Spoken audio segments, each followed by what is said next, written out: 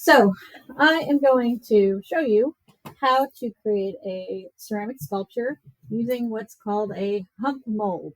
So a hump mold is basically, it can be any form. This one's a plaster copy of a plastic bowl. And um, you could, however, use like a regular ceramic bowl or a paper bowl and do the same process. It's a very, very quick way to make a bowl and to make one that looks really, really beautiful. Um, so first thing you're going to need, obviously, you need clay. When you are working with the clay, you want to make sure that you have rolled it out to a slab. For earthenware clay, we don't want to go under 1/4 of an inch. And then after it's been rolled out into a slab, I actually went through with a wooden rib and I smoothed it all out. Once it was smooth, then I went over it with a texture roller. And so now I've got this neat looking texture on it. Now, once you have that, mine is a bowl that's going to be the same width all the way around. I believe this is around, I think about 5 inches in diameter. So the piece of paper I have needs to be able to wrap around it. And it is okay if it's a little bit like larger than the bowl itself, because you can actually push down the edges and have like a little flange on the outside. So you'll see that.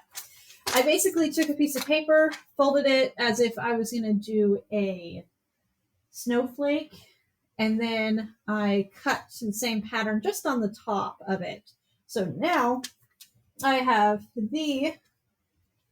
a very symmetrical, radial symmetrical piece of paper. I just realized it's a little smaller or a little larger than my actual piece of clay here. That's a little bit of a mild oversight there, but it's an easy fix for me to just refold the paper and make a quick adjustment to it.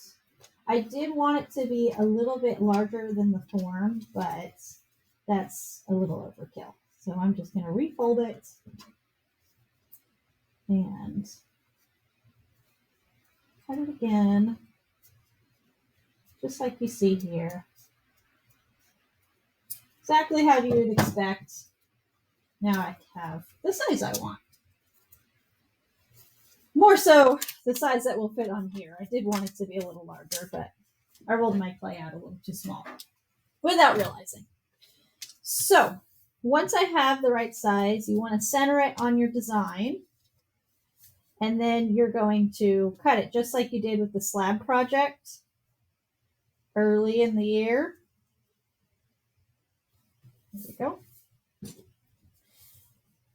Make sure to kind of push it down. I can actually flip this over and do it on the flat side. And that might be slightly easier because it'll stick into the clay a little better and won't wiggle. I usually like to draw around lightly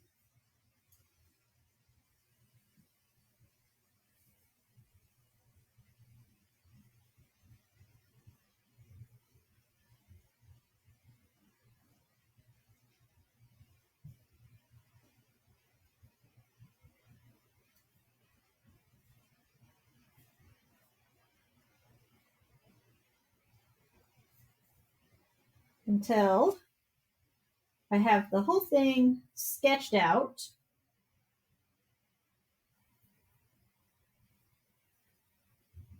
That way I don't push the paper in a weird way and deform the paper, get an uneven shape.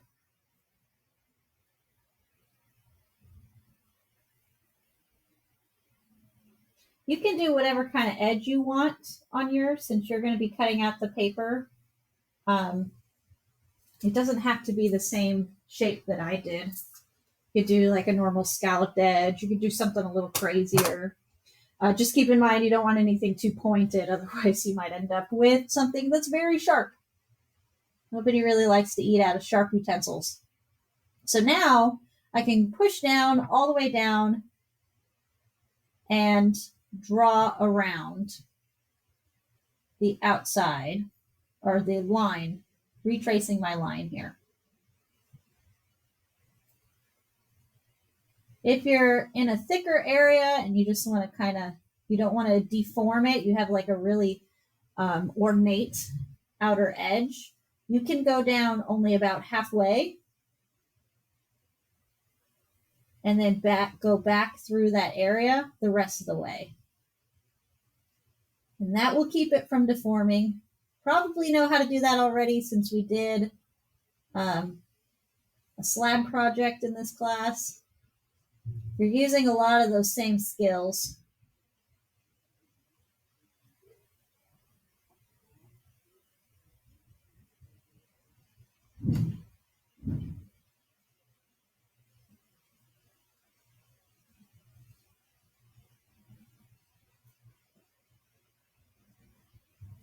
Trying to stay with my design.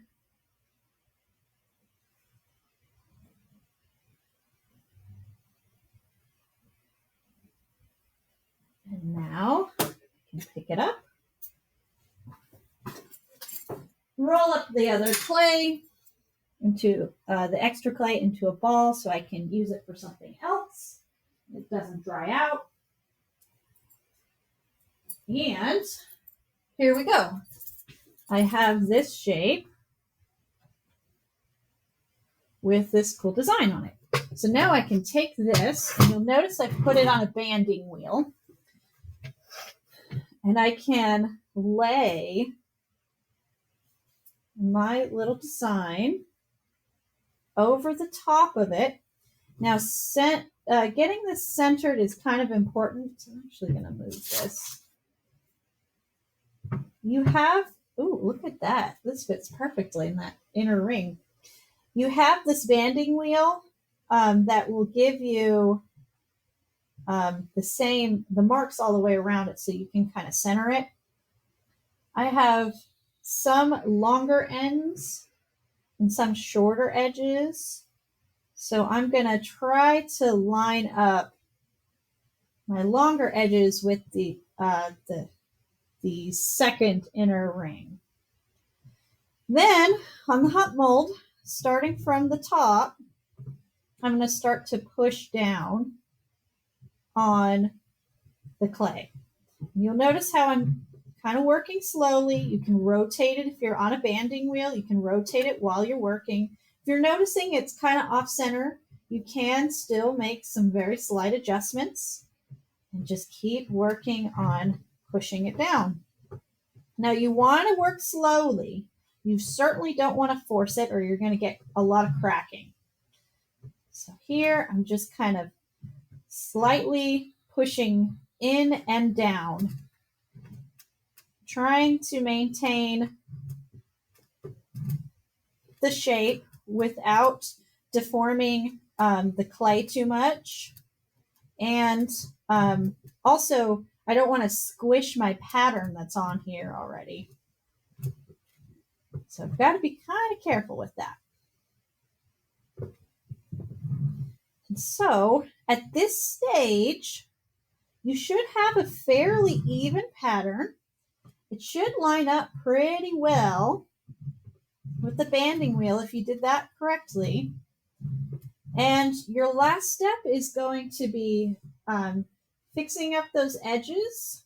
If they're kind of rough looking edges, you can use a sponge and kind of soften any of those sharp edges. You're also probably going to need to put a foot or two on there. You can use little balls for feet if you want. Roll a little ball, make 4 little feet, and attach them. One thing you could do is you could, once before you take it off, take it to a hairdryer and just blow dry it all the way around until it is sturdy enough to let go of the form that it's on. You don't want it to be bone dry, but it shouldn't want to stick to that form and it should keep its shape too. So there you have it. That's how you make a hump mold. Super easy. Get a really awesome looking project right away. Hope that you learned something and enjoy making your bowls.